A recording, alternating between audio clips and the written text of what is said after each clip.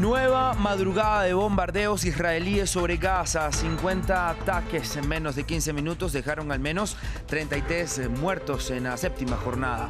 Entre los últimos objetivos estuvo la casa del líder de Hamas, quien al parecer no estaba en el lugar.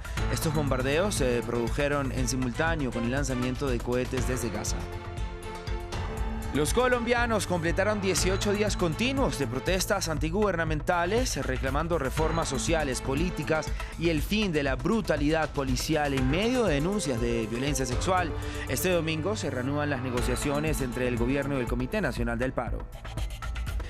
Segundo día de votación en elecciones históricas en Chile, donde los ciudadanos eligen a los constituyentes que redactarán la nueva Carta Magna, además de alcaldes, concejales y gobernadores. 15 millones de chilenos están llamados a las urnas, de los cuales más de 3 millones sufragaron ayer en la primera jornada de elección.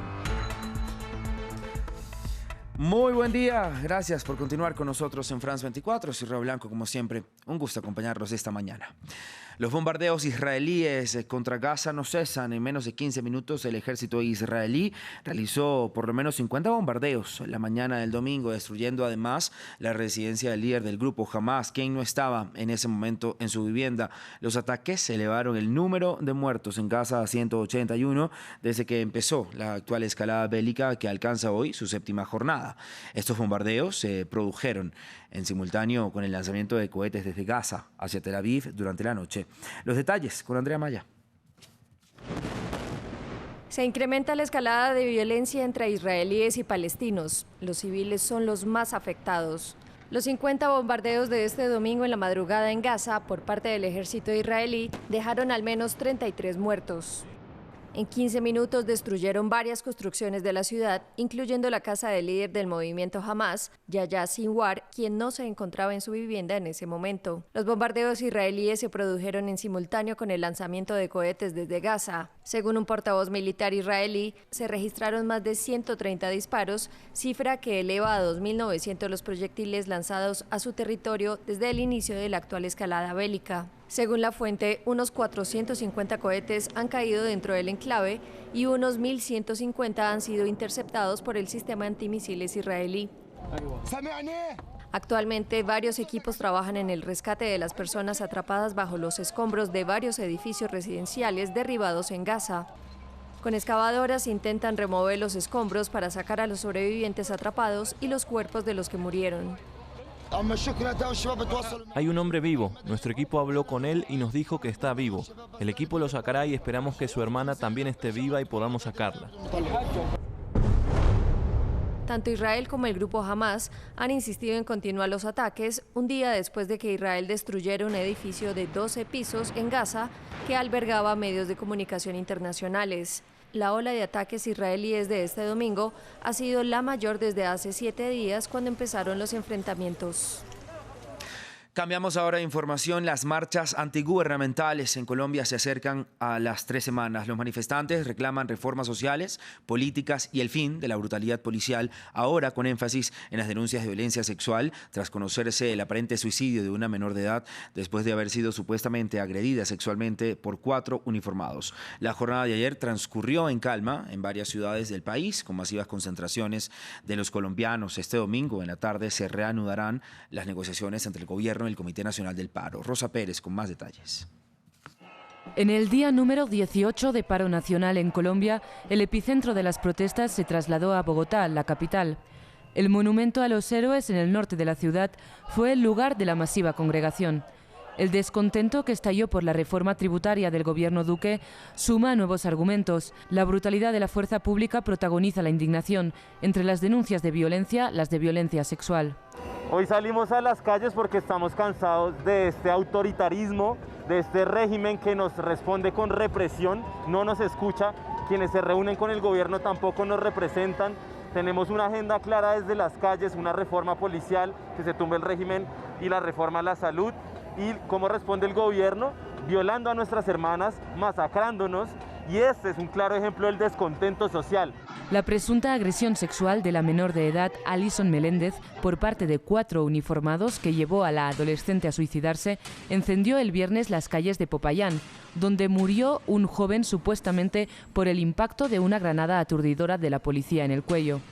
La misma noche fue incendiado el edificio de Medicina Legal, incidente que el gobierno enmarcó en su narrativa de que las guerrillas están detrás de las protestas. Los 4 agentes implicados en la detención de Meléndez fueron apartados temporalmente del cuerpo, según la policía.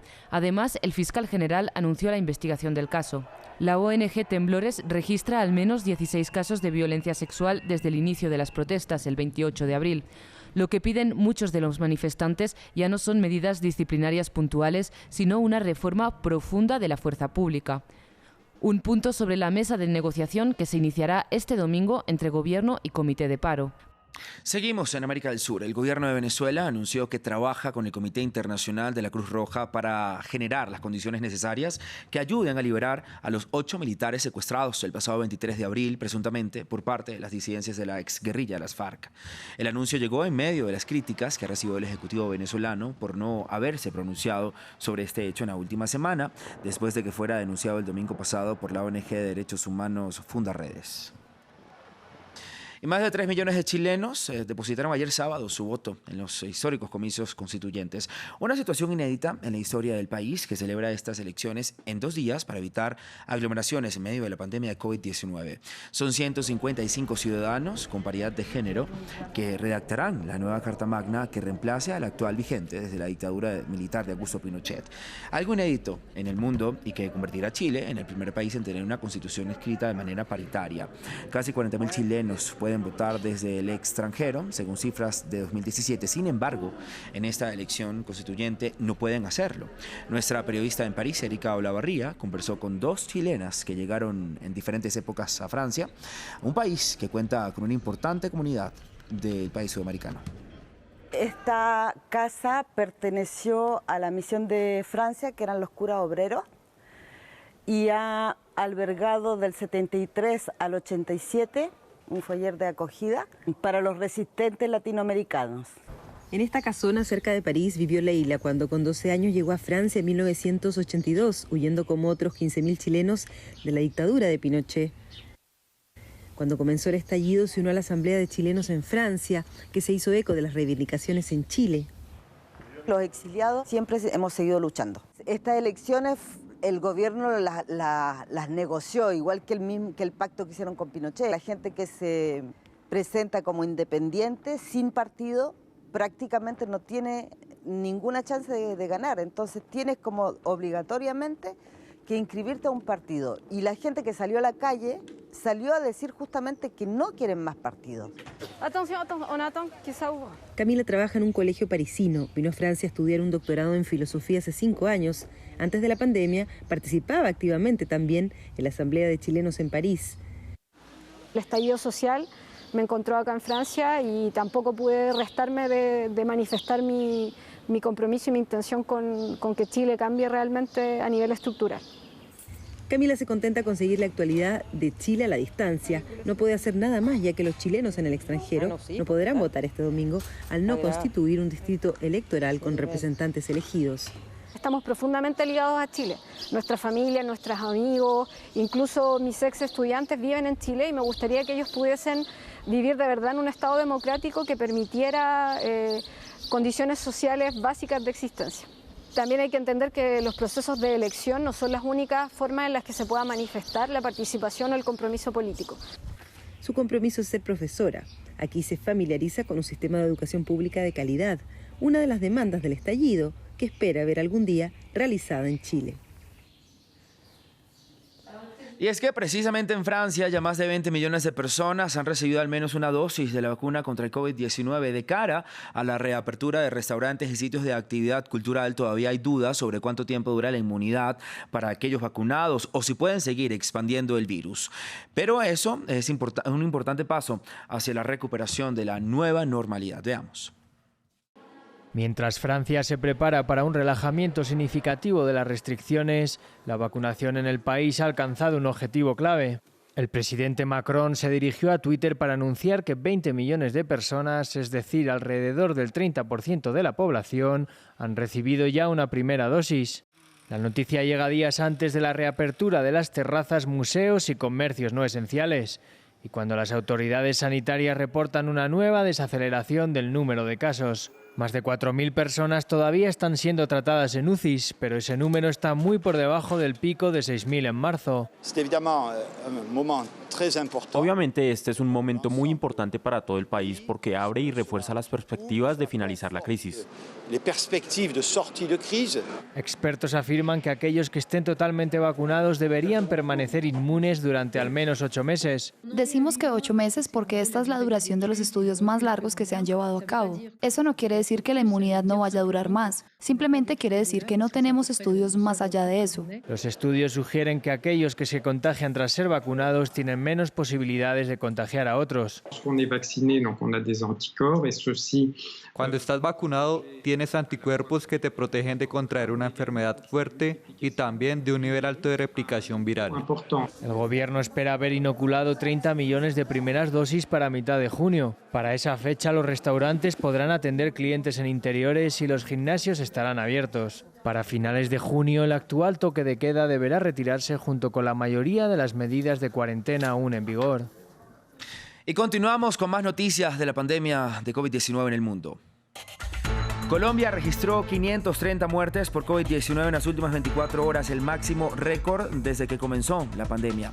La cifra más elevada la tuvo Bogotá, que está en crisis hospitalaria por el tercer pico de la pandemia y tiene su sistema hospitalario colapsado desde hace varios días, por lo que pacientes graves están siendo remitidos a otras ciudades. Argentina superó las 70.000 muertes por COVID-19 este sábado al notificar 400 fallecimientos en las últimas 24 horas. El país atraviesa un vertiginoso aumento de los casos con creciente nivel de ocupación de las unidades de cuidados intensivos. El gobierno extendió hasta el 21 de mayo mayores restricciones en el área de Buenos Aires y su periferia. India superó este domingo las 4.000 muertes diarias por coronavirus y continúa registrando el número de contagios más elevado del mundo, a pesar de que la tendencia apunta a la baja. Con estos nuevos datos, el país ha contabilizado ya 24.6 millones de contagios, convirtiendo al país asiático en el segundo más afectado del mundo en términos absolutos por la pandemia. Y cambiamos ahora de información. Los museos, los musicales, los teatros y el sector de las artes en Londres y en Inglaterra suben finalmente el telón tras un cierre forzado por cuenta de esta pandemia. Uno de los regresos más esperados a la escena es el bailarín mexicano Isaac Hernández, aclamado en todo el mundo.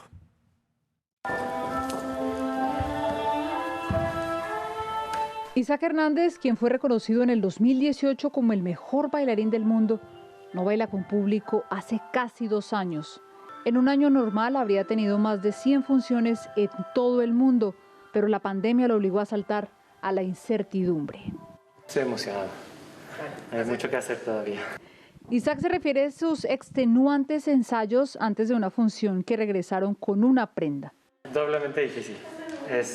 Creo que es lo que nos está costando trabajo ahora para llegar a sentirnos cómodos otra vez. Afortunadamente en el escenario vamos a bailar sin mascarilla. Así como las artes y todo en el país, el ballet se ha transformado por la pandemia. Una de las secuelas más grandes de los encierros ha sido la física. Me volvió a doler el cuerpo como hacía años no me dolía, porque yo llevaba los últimos 5 años bailando casi más de 100 funciones al año. Entonces mi físico estaba entrenado de una manera muy especial. El regreso al escenario para la estrella del English National Ballet será con apenas 600 espectadores en vez de miles, con una adaptación de Life and Fate de Vasily Grossman. Es sobre la Segunda Guerra Mundial y lo que trataba de capturar el coreógrafo es la esencia del libro, que es al final los actos de amabilidad que pueden suceder en los momentos más oscuros de la humanidad y dar un poco de esperanza también a futuro. Si Isaac extrañó su público, otro encuentro pendiente es en México. Creo que mis padres son unas personas muy fuertes, entonces siempre pienso en ellos y en el tiempo que estamos perdiendo juntos. Al final de cuentas es eso, que normalmente tengo la posibilidad de ir a México. Con el regreso del ballet a Londres vuelve la magia del arte que tanto hace falta. Así es, y de esta manera llegamos al final del informativo. Continúe con nosotros. Buen mañana de domingo.